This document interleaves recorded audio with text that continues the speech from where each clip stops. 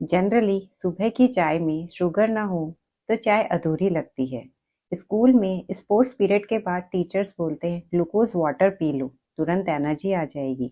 Hospital में लोगों को ग्लूकोज ड्रिप चढ़ाई जाती है। टॉफी, चॉकलेट, आइसक्रीम, पेस्ट्री, मिठाई, सब जगह शुगर ही sugar.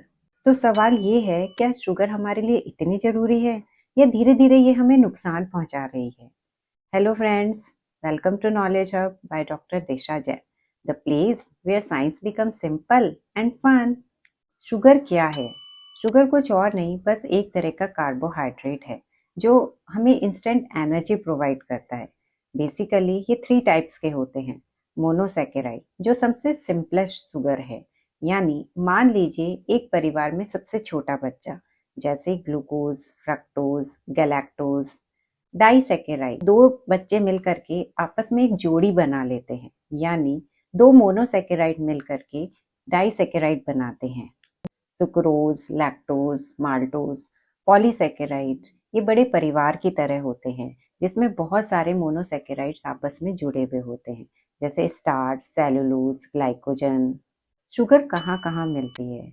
Different sugar different sources से मिलती है, जैसे ग्लूकोज और फ्रक्टोज फ्रूट्स और वेजिटेबल्स में, लैक्टोज मिल्क और डेयरी प्रोडक्ट में, माल्टोज ग्रेन्स लाइक बार्ली में मिलती है, और जो वाइट क्रिस्टलाइन शुगर हमारे घरों में होती है उसे सुक्रोज कहते हैं।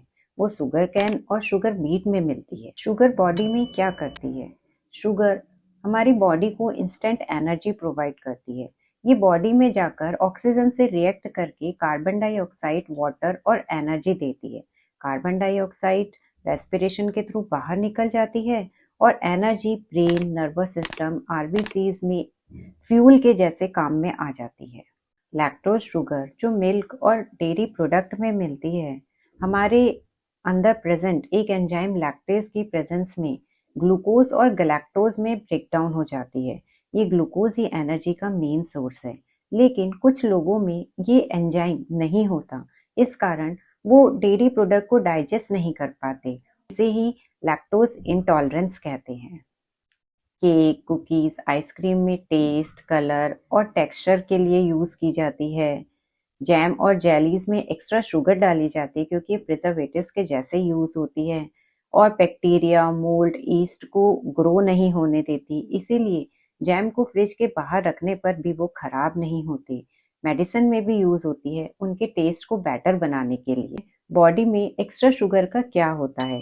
अगर बॉडी में तुरंत एनर्जी की जरूरत नहीं होती तो शुगर ग्लाइकोजन में कन्वर्ट होकर लीवर और मसल्स में स्टोर हो जाता है, और अगर ग्लाइकोजन स्टोरेज भी फुल हो जाए तो लिवर एक्स्ट्रा शुगर को फैट में कन्वर्ट कर देता है लॉन्ग टर्म स्टोरेज के लिए। बट इसका डार्क साइड भी है।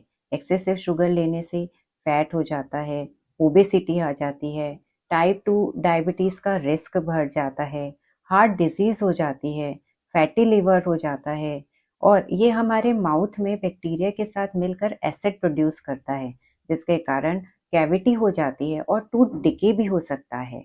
अब आप सोच सकते हैं, शुगर लाइफ के लिए जरूरी है, लेकिन सोर्स और क्वांटिटी बहुत इंपॉर्टेंट है।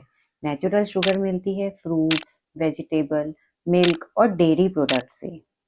अगर इनका इंटेक सही अमाउंट में हो तो बॉडी को एक्स्ट्रा शुगर चाहिए ही नहीं। तो प्रॉब्लम कहाँ है?